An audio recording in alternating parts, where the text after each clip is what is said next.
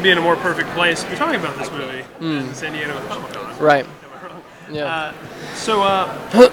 What are you finding that people want to know the most about this? Which actually takes us back to high school and new villains this time that we haven't seen on screen. What are people like when they stop you in the street and they're like, "You're the new Spider-Man"? What do they want to talk about? Well, I haven't really had people stopping me. If I was on my bike in London the other day, and there was a really cool moment that happened. It was a busy street in East London, and there was a guy who was outside a pub, and he was drinking beer, and he saw me, and he went like this.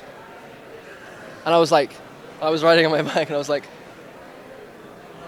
oh, that was like the best interaction with a stranger I think I've ever had in my life. Yeah, it was really cool. Well, here is the place where we can talk about, mechanical web shooters versus organic ones, and Kurt Connors is the Lizard, and Gwen Stacy and Mary Jane. But then you also have the broader audience of people who aren't as familiar with all the details as the Comic-Con. Can you talk to me a little bit about the balance of striking with a movie like this, of pleasing the super hardcore fans, but also just making a really good movie for everyone? Yeah, I mean, I think at its root, this character is relatable to everyone. I think that's what the beauty of this character is that he's an everyman. Yeah.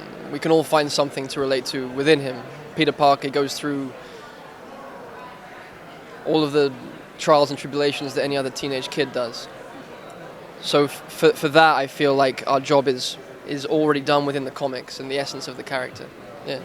So last question. I saw somewhere on Twitter you were being quoted today as saying you really hate your trainer from Spider-Man. Wow, I literally said that 5 minutes ago. Oh, wow. That's terrifying. That's technology for you. Yeah, technology is terrifying, huh? So tell me about that. Yeah, no, I meant it in jest, semi-jest, because I have some hate for him. Love the trainer, hate the work. Right? Yeah, no, him as a human being, I adore. I have to say that, Armando, I love you as a human being, but I hate the job that you do, and just because of the direct effect it has on my body, and I have a very low pain threshold, so he exploited that, and he made it much.